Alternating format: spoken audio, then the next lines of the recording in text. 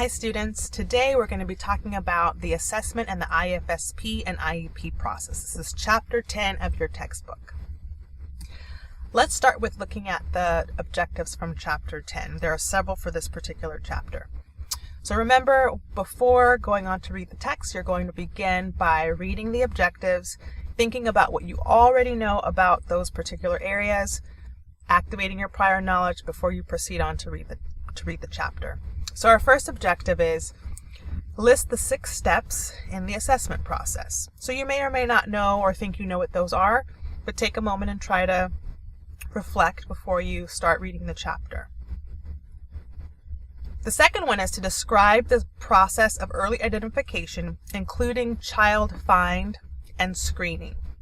The third objective is to discuss the family's role in the assessment process. So at this point, you probably have a pretty good idea, or you can make a pretty good educated guess about what you think the family's role is or should be in the assessment process. So take a moment to think about that. The fourth objective is to explain the role of early childhood teacher in the identification of developmental problems and in the IFSP, IEP process. Next is summarize the major requirements of the IFSP. You also want to be able to summarize the major requirements of an IEP. And finally, summarize the major requirements needed to obtain a 504 plan. So again, this strategy is all part of information processing, where you will think about what you already know about these topics. You're activating those coat hooks in your brain. And then as you move on and you elaborate on these different concepts, you will be able to retain the information more, you're elaborating, you're diving in a little bit deeper, and then hopefully the information moves into your working and long-term memory. So for the assessment of young children, there are 6 interrelated steps. This goes back to our first objective on the previous slide. The first step is the screening process. The second step is determining eligibility. Third, determining services. Fourth, planning the program. 5, monitoring the progress. And then finally, evaluating the program. So those are the 6 interrelated steps to assess young children. We have one example, which is a criterion reference assessment. And this is where a child's progress is measured against a preset standard. So there might be a range. 80 to 89 is a B, 90 to 100 is an A, etc. Whatever the skill that is being measured, there's a preset criterion that's going to determine where that child falls. These are helpful in planning, and the child is not compared to other children. Norm reference test is where the child is compared to other children of the same age. This might be your standardized test where you see the percentile, and that would compare the child to other children of that same age category, and they're comparing them based on whatever skills. So if you think about when children see the pediatrician and they measure height and weight and head circumference, and they'll say, well, you're in the 96th percentile in weight, and that means that out of 100 children, only 4 children would be heavier than that particular child. So that is norm reference, where you're being compared against other children in those same particular categories. These are not always as helpful with young children, and it is used as a screening process to begin further testing. IQ tests. Most are norm referenced. The purpose is to attempt to determine how much a child knows, how well the child solves problems, and how quickly a child can perform a variety of mental tasks. Scores should be used with caution, and there are lots of reasons for that. Sometimes IQ tests can be biased. Well, oftentimes they are. And you're only taking a small snapshot of the child's potential.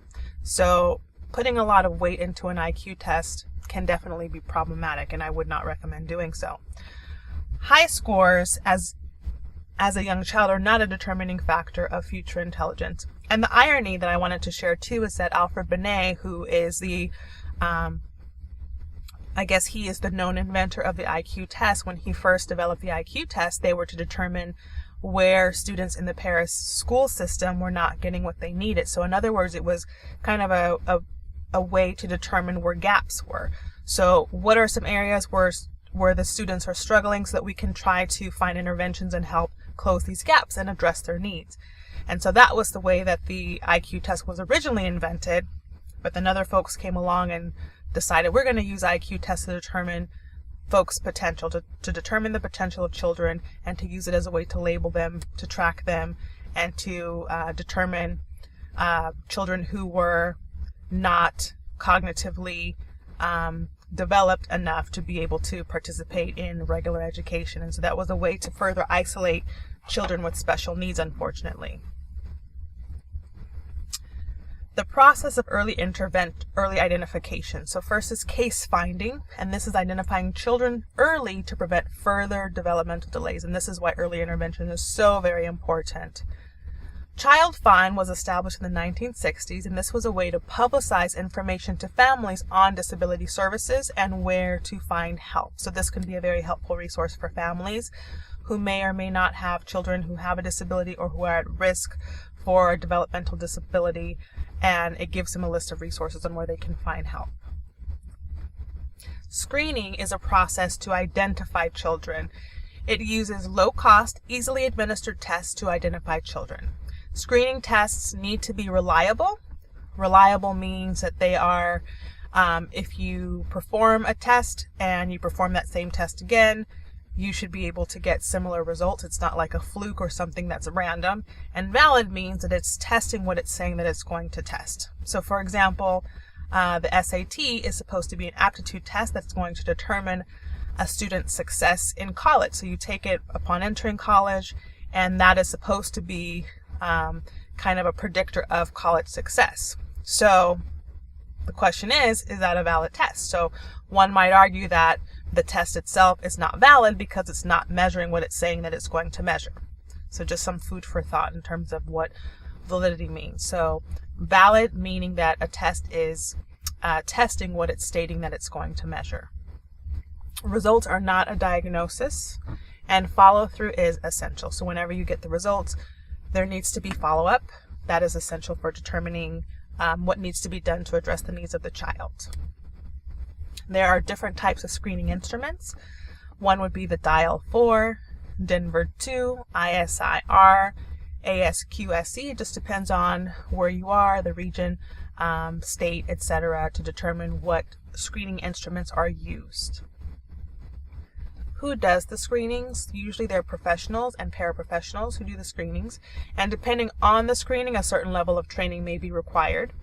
Little training is required for the Snellen eye screening, but specialized training is required for a hearing screening, for example. There are some limitations of screening. One would be, and again, it's only a snapshot of the child at that time. So for example, oftentimes with screening for autism, it's really important for the screener to also give a lot of credibility to parents' narrative. So a child may only perform a certain way for the screener. And if you think about it, if you're encountering a test and you're meeting this person for the first time, think about how that could impact a child's performance because you're in an unfamiliar situation. You are working with somebody that you've never worked with before, and you're asking to do things that you probably never have been asked to do in that manner. So it's important for the screener to understand the context of that testing situation and to realize that sometimes the results of the screening of the assessment may not be an accurate prediction of that child. And so it's important to be able to get narrative information from a parent who might say, oh, well, my son or daughter does do X, Y, and Z at home, or I have seen him or her do these things. So that's important to keep in mind, that screening is only a snapshot of the child one moment in time. So it's important to be able to gather other information to get a picture of the whole child. Also, the child was probably in a new place with new people, difficulty focusing, as I mentioned. Use results to just begin the evaluation process. What is the family's role in assessment? So we have to consider cultural, ethnic, and linguistic differences. Firstly, it's important that the assessment must be conducted in the child's native language. So we don't want language to be a barrier that can skew the results. So make sure that the assessment is conducted in the child's native language, whatever that might be. Assessments must be designated for use in the native language, not just translated, so that's an important piece. Assessment should be given by a cultural mediator fluent in both languages. Multiple forms of information should be collected, and test items should measure a child's strengths and weaknesses. And every child has strengths, no matter, what the disorder, the delay, every child has strengths, and so that should also be measured by the test as well. What should the teacher's qualifications be? Teachers see the children daily and understand child development. They are trained to notice the differences in development. So a teacher is kind of, oftentimes besides the parent, the teacher is at the forefront of the screening process because they're the ones who spend time with the child. They have their background in child development.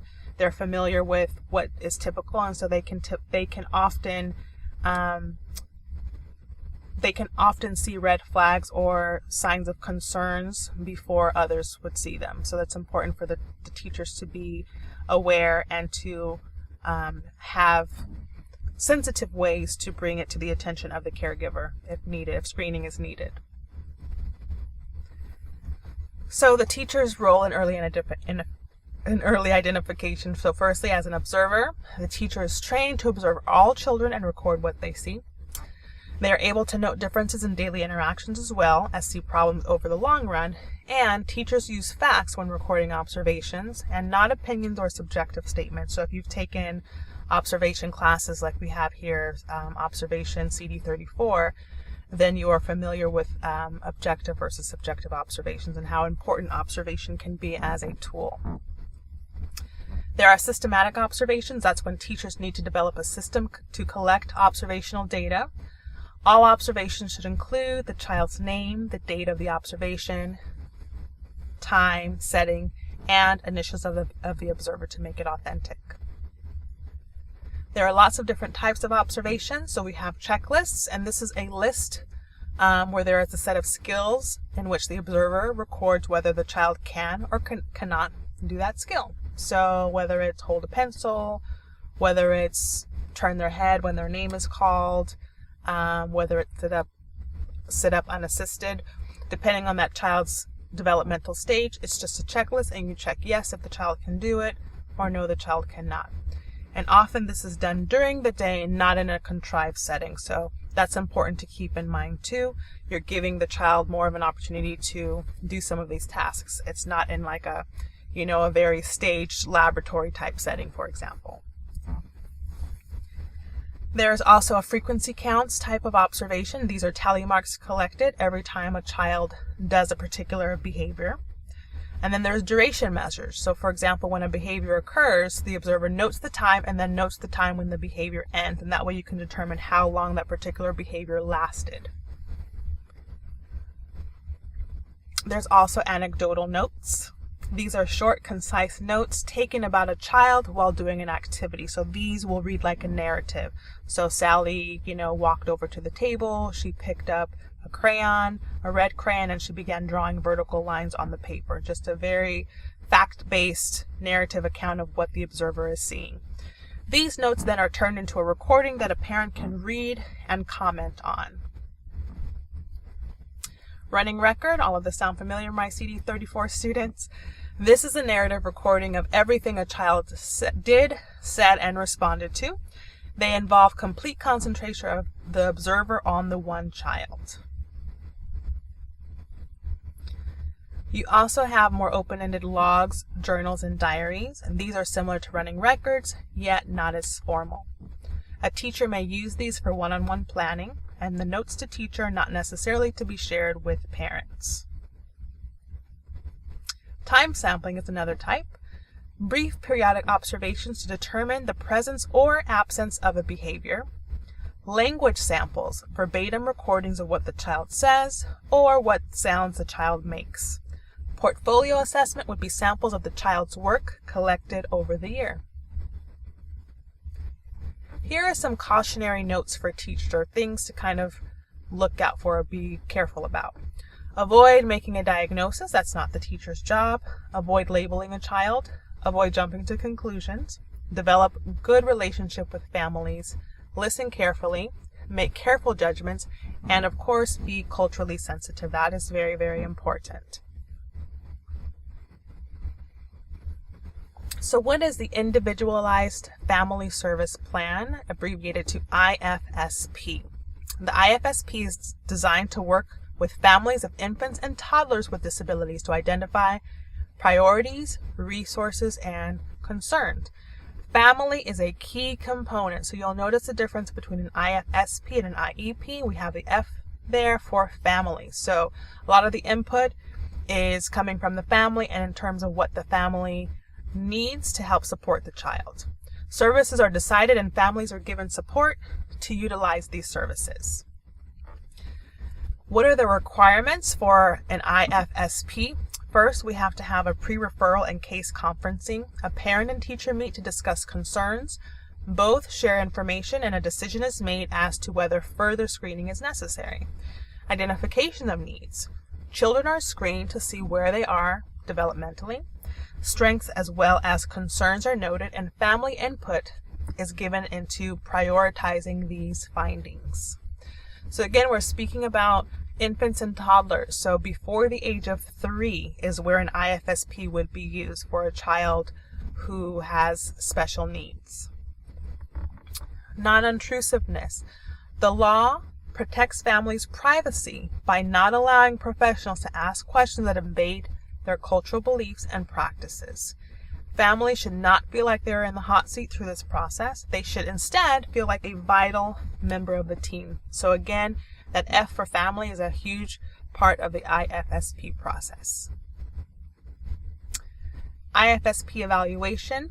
It must be evaluated at least once per year. Changes are made to goals that have been met, and goals not met are reevaluated for the new year. Service coordination. The service coordinator, and oftentimes this would be somebody who comes from the regional center, if that is available in the state where you are. It aligns all the services and serves as a mediator between the professionals and the parents. Their job is to also help a parent find transportation to services needed by the child. So it's basically wraparound services. So the service coordinator would help with the supports in the home and also help with the supports that the child needs within the community to get those services that they need, whether it's something like speech therapy, physical therapy, infant stimulation, social skills, play therapy, all of those sorts of services. Parents as service coordinators. Parents should be praised if they want this role. Training is required. Leadership is a needed skill to help their child in the future, so encourage parents to take this step now. Program to program transitions. The law requires that planning for a new program is written into the IFSP. It should be as smooth as possible and parents should have input. Again, family involvement is key with an IFSP. Now we transition to the IEP, which some of you may be a little bit more familiar with. An IEP is an Individualized Education Plan, and that kicks in when the child becomes 3 years old. An IEP is the educational plan for students once they reach the school system. Classroom practice and treatment are linked. The IEP team, who makes up the team, made up of professionals from various disciplines, which can include parents, child's teacher, both the general ed and special education teachers, and an IEP team, which is multidisciplinary, transdisciplinary, and interdisciplinary. So for my son Colson's IEP team, for example, it consists of close to 15 people. So all different sorts of specialists from the district. We have the school-based specialist. I would often have the rep from the regional center. I've had to bring in an attorney before. And then you have all the different areas. We might have a nurse, physical therapist, psychologist, speech therapist, occupational therapist.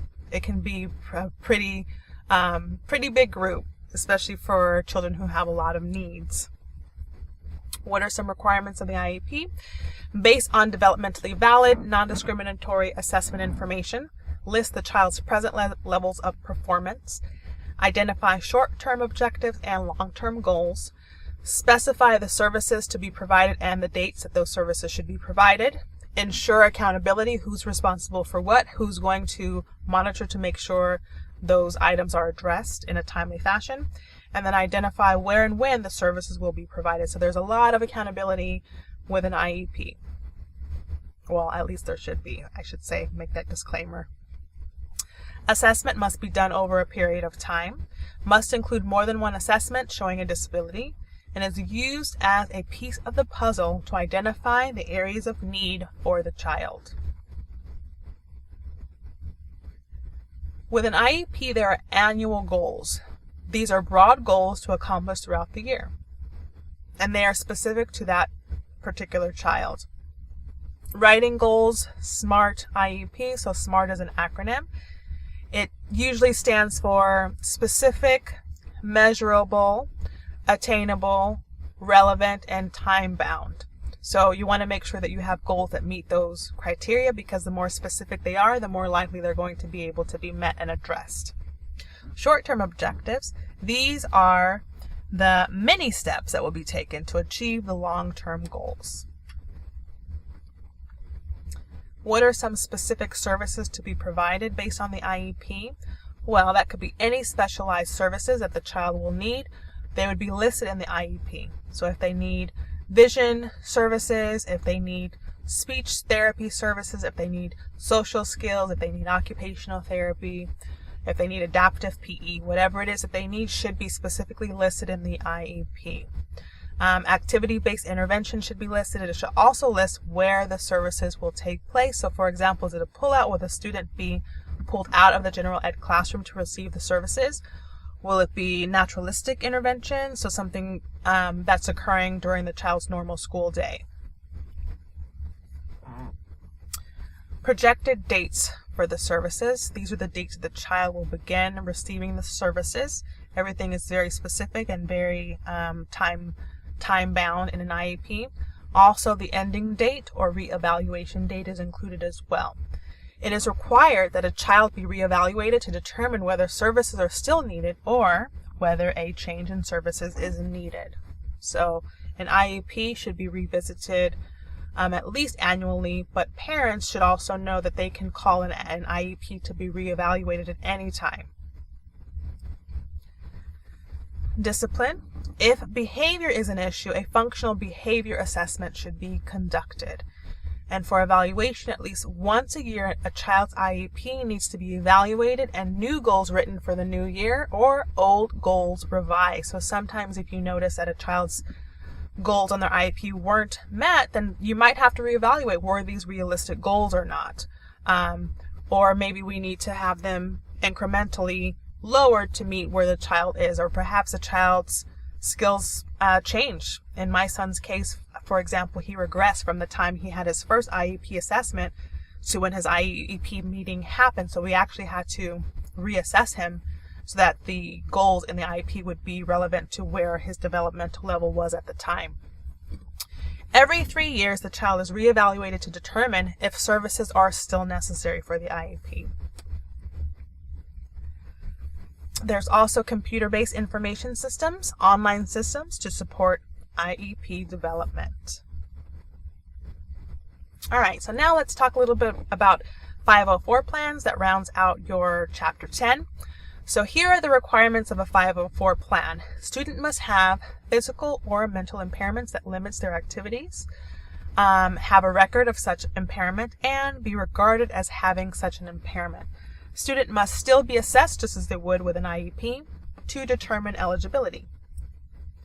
So, after reading the items in this chapter, we're back to our objective. So let's go back and see if you have been able to extend and expand on your learning. So let's see. The first one lists the 6 steps in the assessment process. Are you able to do that now that we've revisited the information in the chapter? Describe the process of early identification, including child find and screening. Discuss the family's role in the assessment process. Explain the role of early childhood teacher in the identification of developmental problems and in the IFSP IEP process. Now, are you able to summarize the major requirements of an IFSP, an IEP, and a 504 plan? Hopefully the answer is yes. Thank you for watching and listening. See you next time.